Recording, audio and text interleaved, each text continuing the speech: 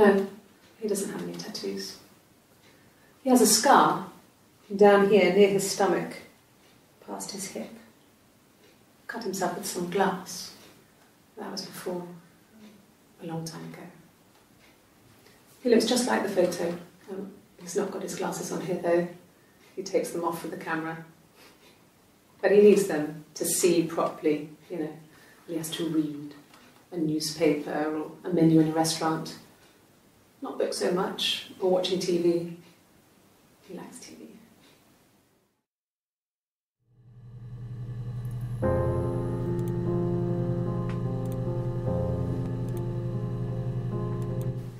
He was wearing a shirt, a blue turtleneck shirt and jeans. He has a watch, it's a really nice one. That was a gift from his boss, Eric. He had his coat, a long grey duffel coat, like Paddington Bear. He would have taken that with him, it's not in the house.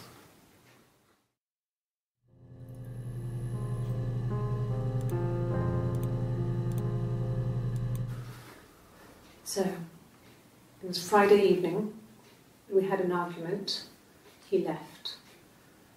On Saturday he didn't come back, I waited all day. He was supposed to go help Eric out with something on the Saturday afternoon, they had a job, he didn't show. So Eric was ringing on the phone. I checked at the Rock, that's our local. They said they'd seen him on the Friday night but not since. He still wasn't back this morning, it just isn't like him at all. Still not back by dinner time, it's getting dark again, so I decided to come and see you. His parents haven't heard anything either.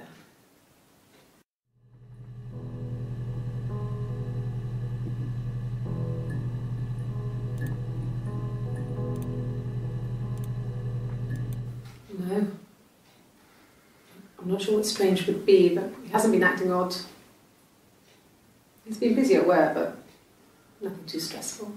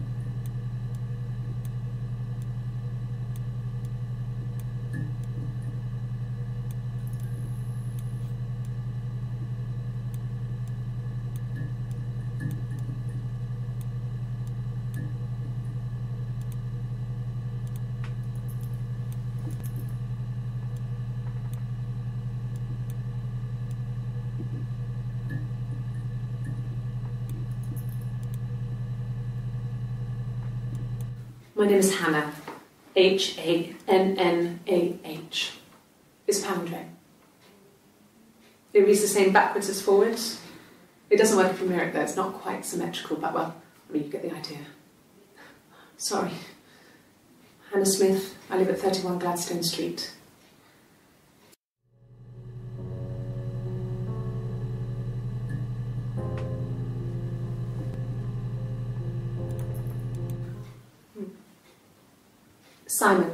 Simon Smith. He works at Ernst Brothers Glass. They do windows, all kinds of glass. Simon does the more special work, mirror making, feature windows, artistic things, really beautiful things.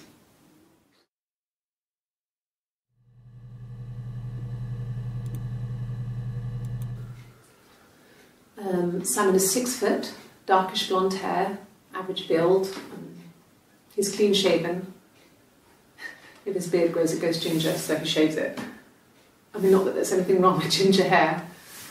I bought a photo. They said a spring photo. This was taken last year on holiday in Rome. It's the best one I have.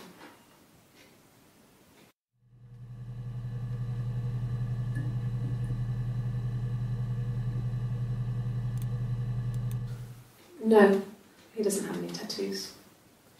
He has a scar down here near his stomach, past his hip. Cut himself with some glass. That was before, a long time ago. He looks just like the photo. He's not got his glasses on here though. He takes them off with the camera. But he needs them to see properly, you know. He has to read a newspaper.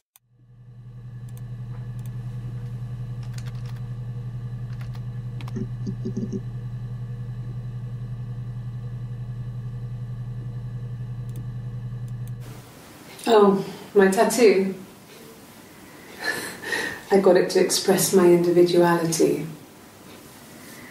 It's an apple and a snake.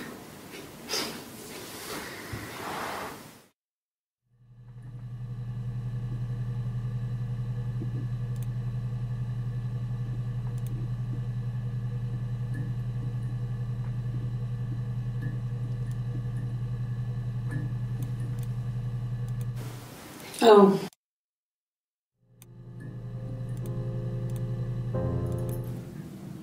So I moved out. Got a small bed sit.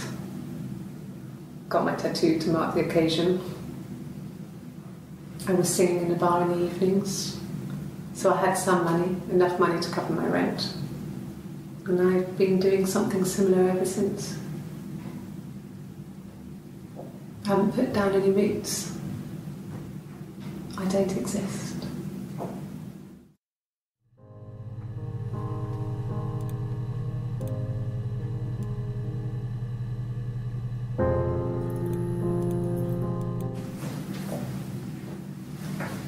He saw me singing one of my shows, pure chance.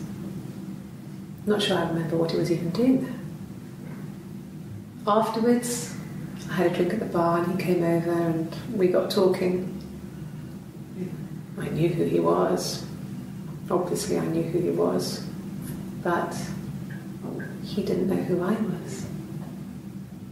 He was fascinated by the likeness. He guessed my name from my tattoo. Told me it was a palindrome, well, that would impress me. I enjoyed talking to him. It was amazing to be able to sit and interact and talk to him after all this time. He didn't tell me he was married. I'm not sure what he was thinking. He later told me it was like he was dreaming. A waking dream.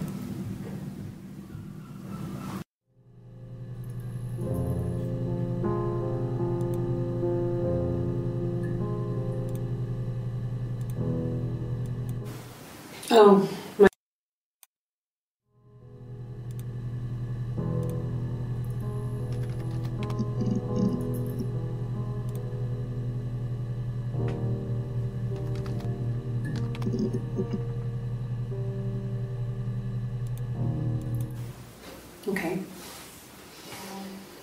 parked up in the street. It was busy, so I had to park down the end of the road. Walked up, knocked on the door, no answer. I took my keys out of my bag and unlocked the door. The main lock was unlocked. You can tell because the key doesn't turn when you try to turn it to the left. I walked in. Simon's coat wasn't on the peg. I couldn't see his shoes in the shoe rack. I shouted out. I walked straight into the kitchen because he usually sits in there to have a cup of tea and read his paper, but he wasn't there. I touched the kettle. It was cold. I looked quickly in the living room. Nothing. So I walked upstairs to the bedroom and he wasn't there. I didn't search for him because it was pretty clear he wasn't there. I had a shower. The phone rang whilst I was in the shower. I didn't answer it. I think it was Eric. Then I was just exhausted. So I lay down on the bed and I fell asleep, though I didn't mean to. I woke up a couple of hours later and I was surprised to see no one in the bed next to me. And then I remembered where I was and what had happened. That's when Eric called again. This time I spoke to him. Then I called Doug and Eleanor. And then I decided to come and see you.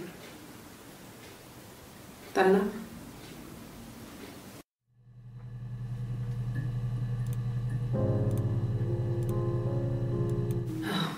Okay.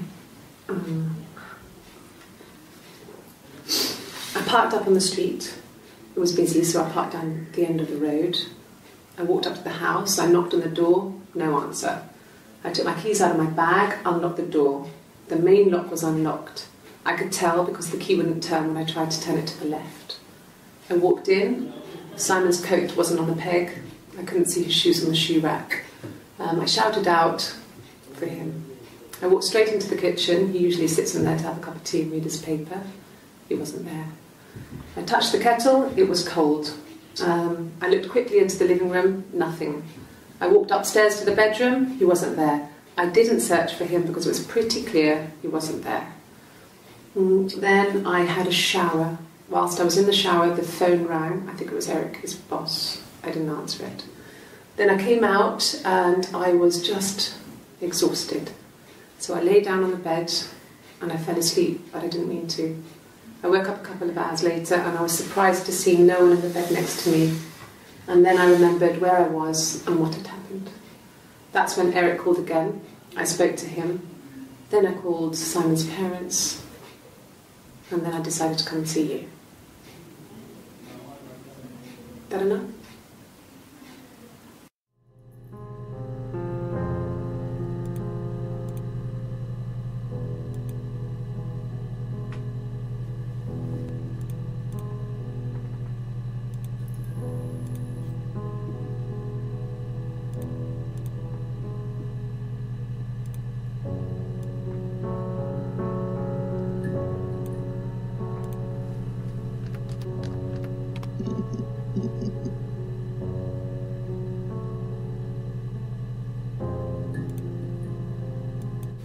Yes, there's a car that we share, a Cavalier, and a van he uses for work.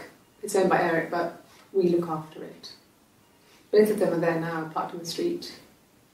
I'm not sure about the keys for the van. I can look for you when I get back.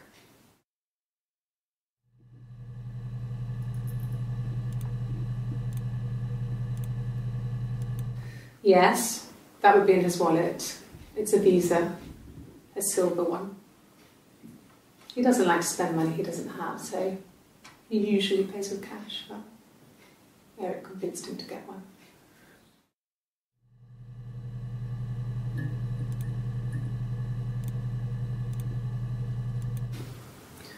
Eric was like an uncle to him.